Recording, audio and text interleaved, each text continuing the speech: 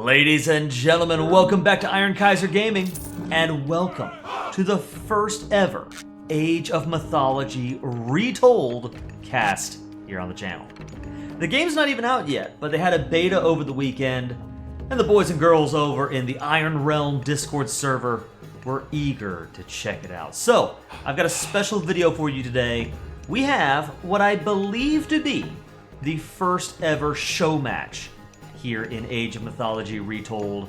Two players who are battling it out for a small cash prize, but more importantly, honor and glory in the realm of mythology.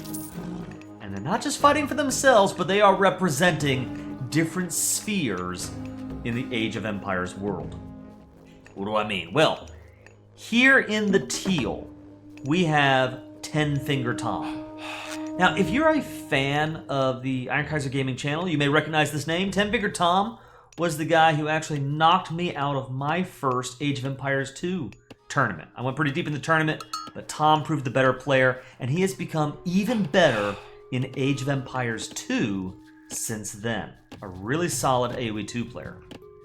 Meanwhile, in the green, here in the north of the map, we have TheClaymore2004 representing Age of Empires 3. If you happen to catch my Better Units Description quiz, my AoE 3 quiz video, you know that the Claymore really knows his stuff in AoE 3. He's a very good AoE 3 player. And both of these guys, masters of their own realm, but neither one having a lot of experience with Age of Mythology. And that's part of what's going to make this video a whole lot of fun. Two different Age of Empires universes clashing together in Age of Mythology. Neither player, they're not pros in this game. There's some nostalgia there, but they'd only played maybe a couple of matches against each other, a couple of AI games before this. So it should be a really, really exciting duel. Enough of the background. Let's talk about the actual match in front of us here. We are on a map called Oasis. You can see, looks like a couple of lakes, a lot of woodline, very heavy woodline here in the middle. In the north, Claymore in the green is playing as Poseidon of the Greeks. A Greek civilization in the north. And then in the south, in the teal, tenfingertom is playing as Thor of the Norse. So we've got a battle between the Norse and the Greeks. Thor versus Poseidon. Should make for a very, very interesting matchup. The thing that I find so interesting about Age of Mythology, as we see both players, taking their early steps in the game, is how Age of Mythology is right in the middle of AoE 2 and AoE 3. That's why I think this Battle of the Ages matchup is so cool, because depending on how you look at it, it sort of favors either player, right? On the one hand, I think that the combat triangle, at least the basic triangle of, knights beat archers, archers beat infantry, infantry beat cav, that should be very familiar to an AoE 2 player like tenfingertom. So I think the basics of that sort of combat triangle makes sense. The way that the eco works, he's got the ox cart, very similar to the Armenian, Georgian mule cart in AoE 2. But there we go, there's the ox cart right there. So the way that the economy works is much more similar to AoE 2 than AoE 3, especially if you're playing something like the Egyptians, where you have to build the granary, the lumber camp, the mining camp, just like an AoE 2. So I think it's way more like AoE 2 than AoE 3 in a lot of ways. There are some nuances, like Hunt works a little closer to AoE 3, but I think in this sense it's more like AoE 2. But then again, the 3D nature of the map, the way that you age up with minor gods being so similar to how you age up with politicians, units having abilities and there being, just many more mechanics and using powers and things. It feels much more similar to how an AoE 3 match would play. Even the way that the blacksmith works, for example, and the technologies seem a little more AoE 3 adjacent than AoE 2. So I think in that sense, Claymore might have the advantage. So let's see, we have Claymore already in Age 2, and he is throwing down a stable in order to you know, get out cavalry. So we're gonna see mobility from our Greek player. Tom, still in age 1, which, you know, the AoE 2 caster in me is saying, okay, well, typically the longer you stay in age 1, assuming that you're not just letting your town center go idle, typically that means that you're gonna have a stronger economy once you do hit age 2. But even as I say this, some early damage here from the Claymore, you know, it's kind of putting some pressure on Tom of the 10 Fingers.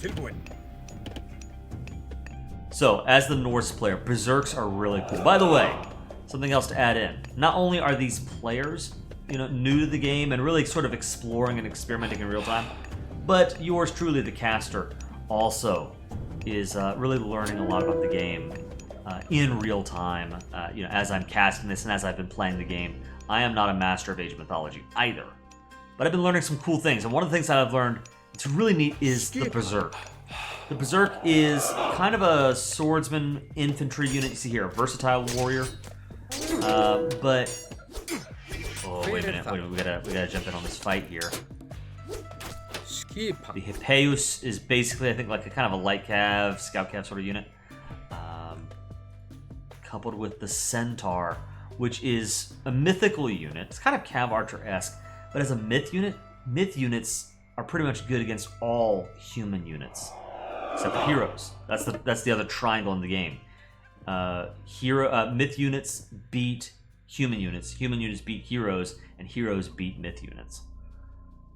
So the point I was making about Berserkers earlier is they are infantry units, swordsmen, but they also do, they can go around and build most of the Norse buildings in the game. So there's a really cool, it's almost like the Sicilians from AoE 2 with their donjons on steroids, able to go further than you might expect. As we can see here, take a look. So those aren't Berserks, those are heroes, but they're also able to build buildings. And we've got a longhouse coming up right here in the center of the map, a really critical choke point. This will be seen by the Claymore.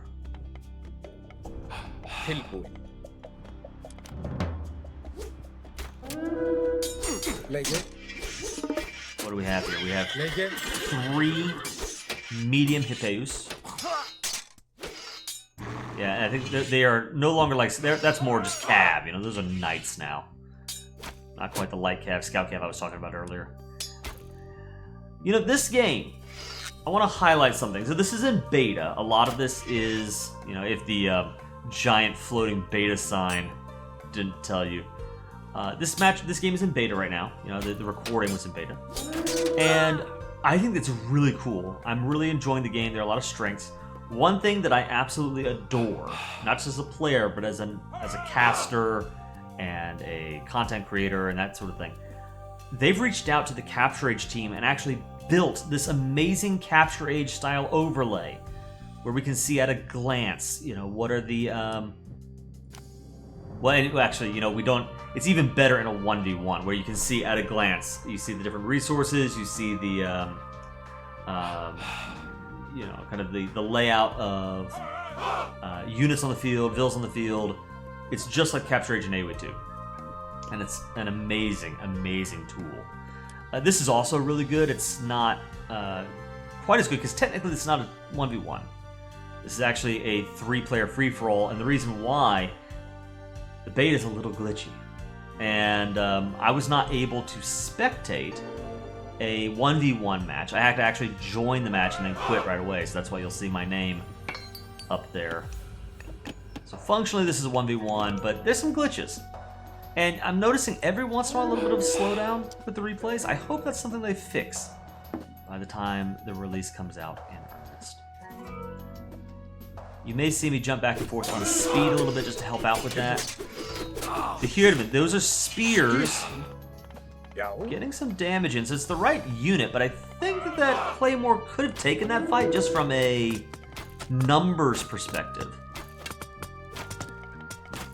I don't see any blacksmith techs on these Hippeus.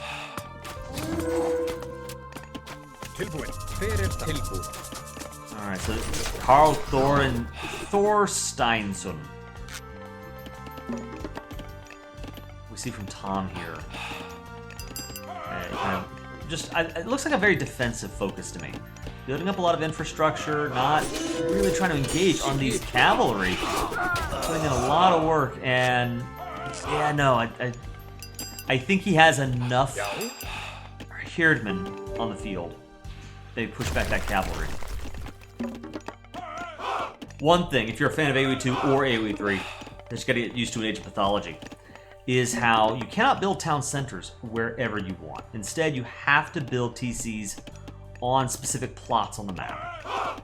So what I found is in most 1v1 matches, you have your starting settlement, and then you might have one to the south and one to the north, one to the east and one to the west. And from there, you can kind of build around that, but you have a limited amount of TC space. Here, because this is technically a 3-player map, you have some extra opportunity here in the west, if that appeals to you. Here, let me check something really quickly. We want this audio for a second. Okay.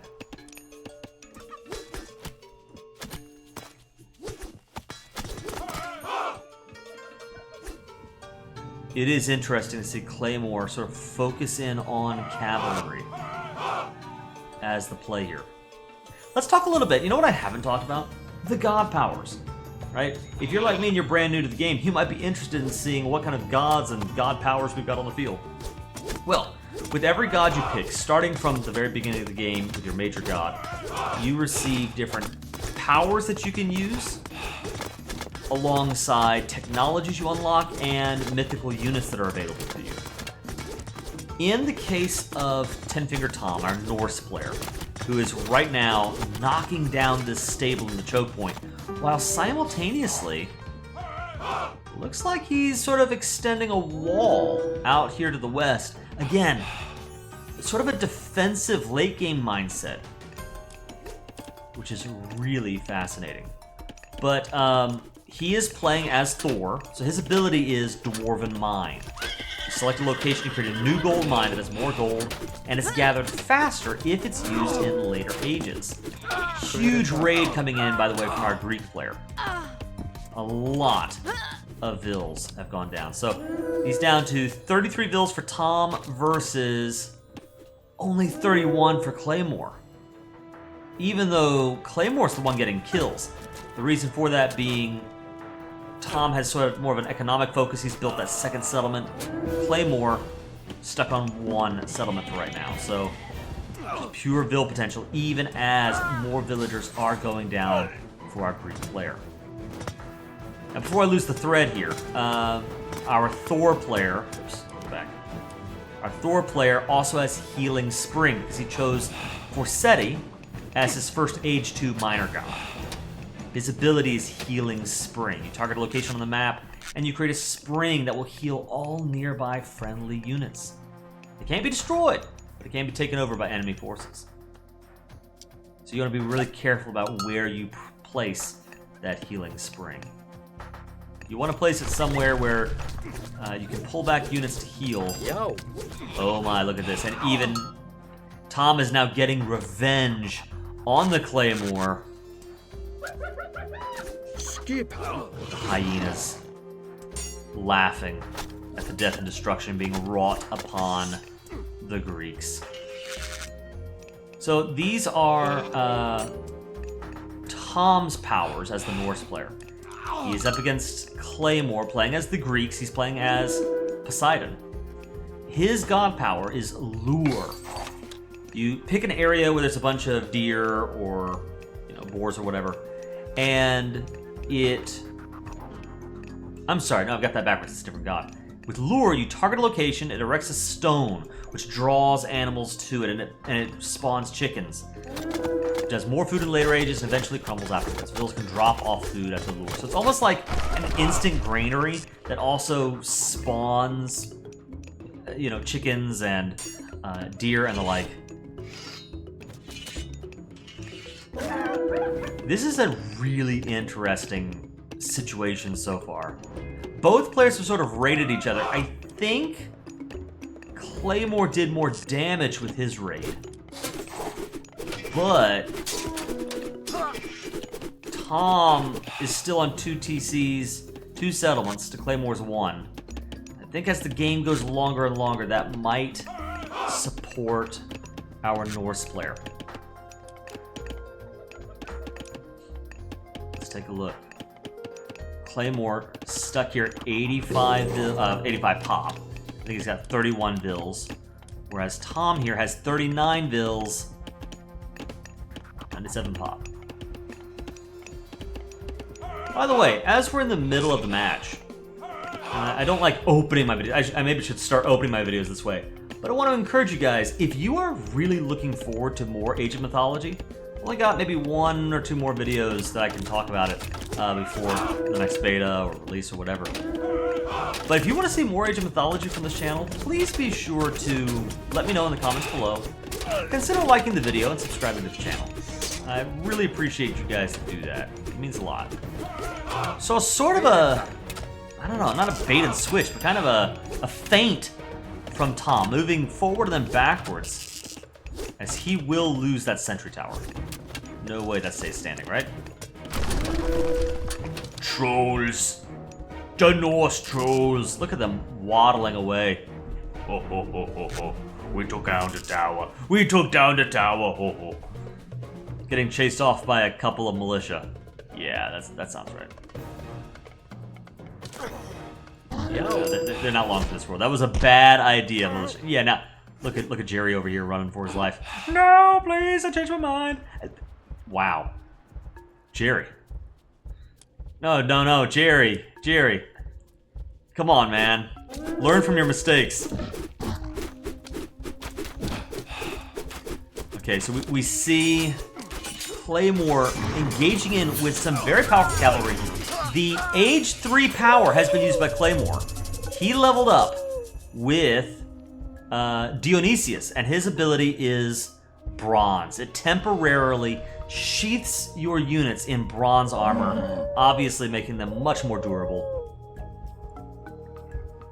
Prostagma. Jerry the Bronze here, staring down the Norse walls, daring those Vikings to come pillage Greece again. These are Greek lands. Now this is not a permanent change. You can see, I think it's got another 6 seconds.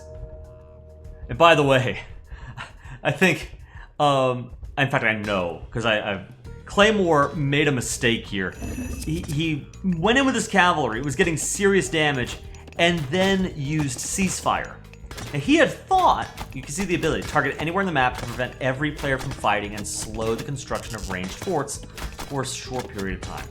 He had thought I was targeting like a little area, but no, it affects the entire map. So as he got the perfect surround on the Vikings, he actually he accidentally sort of pulled back and gave the Norse time to breathe and retreat.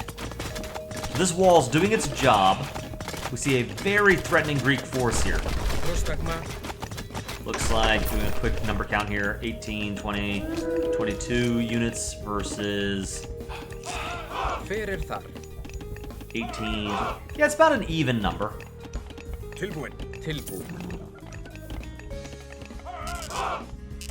I think this is tough. We see that Tom just hit Age 3. He has picked Scotty with the ability Frost. Target near enemy units to freeze them solid for a short period of time. Frozen units can't move, but they're very hard to kill. Oh. Yo. Here we go. We see Spearman moving out alongside a Frost Giant. That would be because of the Scotty pick. You know, every time you pick a minor god, you have a new myth unit available to you. That's one of the cool things about the game, is you sort of get to develop your civilization as you play the game. There's the Frost ability. And look at that, for the next 45 seconds, that cavalry's not going anywhere. You can see that looks like they don't take a lot of damage while they're frozen. This Hydra, really not taking a lot of damage, but they are stuck. And that is going to give Tom time to put out some real damage on this Greek base.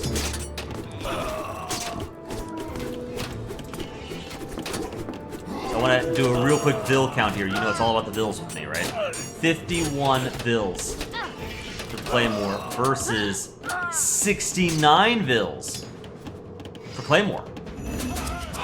Okay. So right now, no, I've got it backwards. I'm sorry. Tom is the one with 70 Vils. Claymore is the one with 52. That makes more sense. Why does that make more sense? Because if we look down in the south, Tom has used these walls. Look here. Wow. Huge fight. A very big fight for Claymore. I think that's something he wanted to see.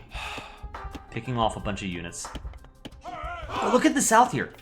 Tom is on 3 settlements and booming like a madman. Right? 74 Vils. So there's definitely a stronger economic situation right now for the Norse, as our Greek player does have a second settlement.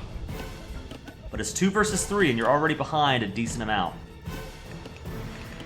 And the trick is, with the base being walled in, you're not able to do the raiding you want to do as a cavalry player.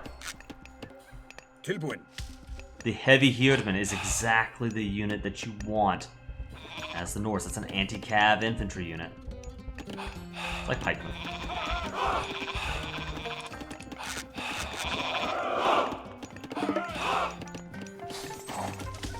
What do we have here? We see, looks like the Centaur Polemarch is coming out. So yeah, it looks like he's going pretty heavy into basically cav and cav archers, right? The Theus and the Centaur cav archer. He's gonna swing around to the south, maybe try to find some damage. I love the idea that he's gonna find the relics of my base, which, you know, I'm not gonna put up much of a threat. So, you know, good for you, I guess, right? Meanwhile, Tom raiding in the north with these heroes and the Hirdmen. You know, maybe somebody in the comments can tell me if I'm wrong on this, but it seems like these spear units, like a Hirdman, is a little bit better as a general all-around unit than you would see in AoE2, for example. Like, it's closer to the halberdier of AoE3 than the pikeman of AoE3, you know what I mean? Okay, here we go. The whole Greek army forced to come back. Take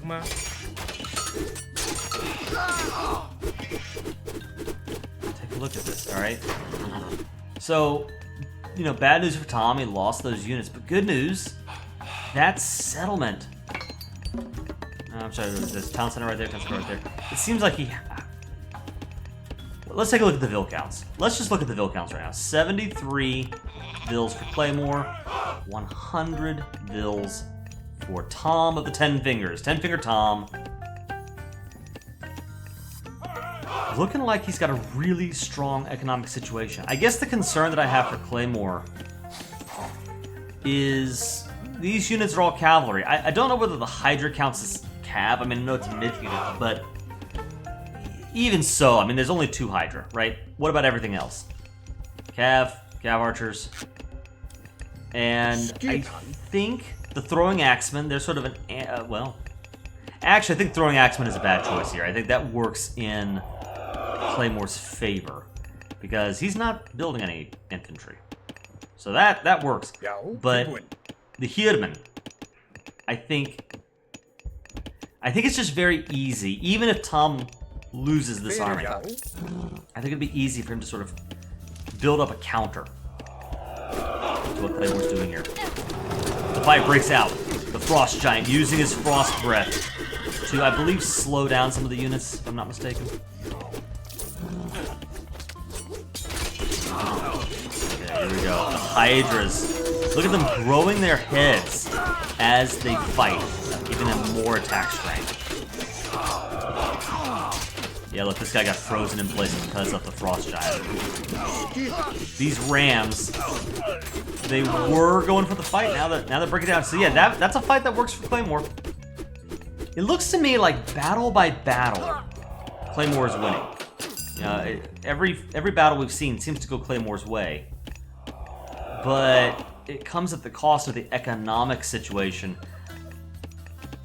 A third TC, third settlement, is down for Claymore. So maybe we will see the economic numbers equalize.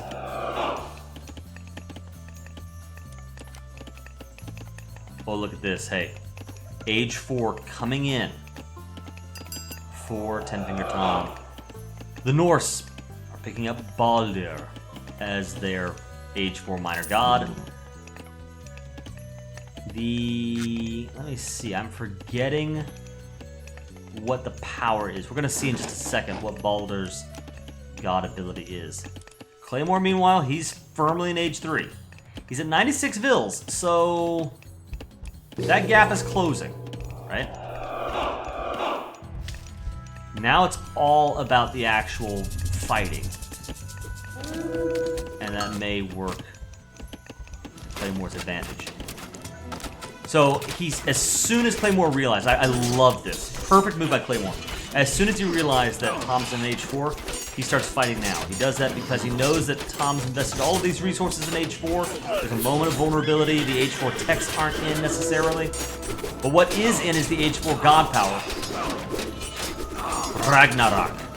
This will be familiar to you AoE3 fans. All villagers turn into heroes. And heroes are particularly good against mythic units. Now that's not going to help against the medium Papeus. In fact, I'd say that the Papeus should win those fights. But it's great against the Hydra. Hydra number 1 goes down.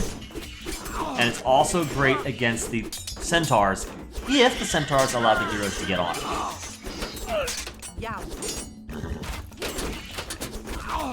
So right now, Tom has a total economy of 1 Vil.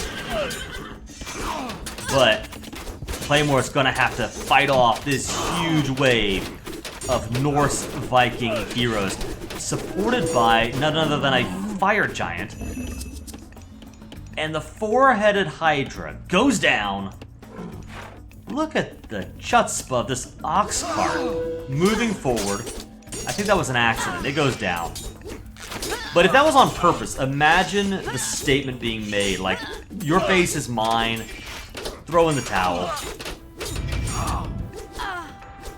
Tom uses Dwarven Mind. This is what the Hypaspist is the correct call. It's a great choice. But it's also a little bit slow. And I think this might be a situation where Claymore's AoE 3 experience may actually hurt him. Because in AoE 3, when you build a barracks or stable, you can pump out 5 units at a time from a barracks. So it's easier to mass with fewer buildings. That doesn't work in Age of Mythology. In Age of Mythology, just like in AoE 2, you produce units 1 at a time, and so 2 barracks may not be enough to mass up a response to this revolution-style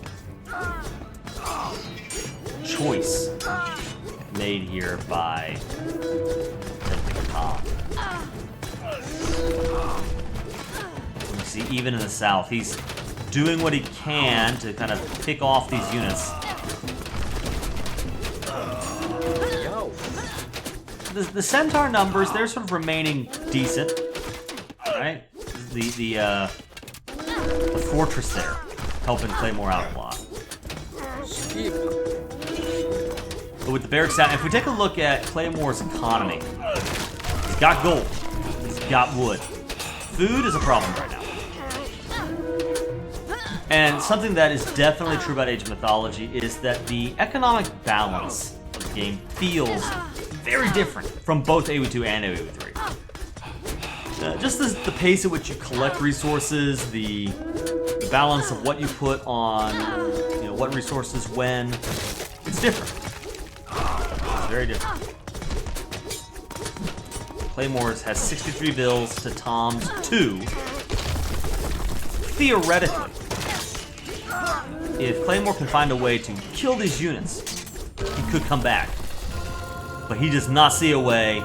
Claymore calls the GG, and that means tenfingertom, representing Age of Empires 2, takes this match in our Battle of the Ages.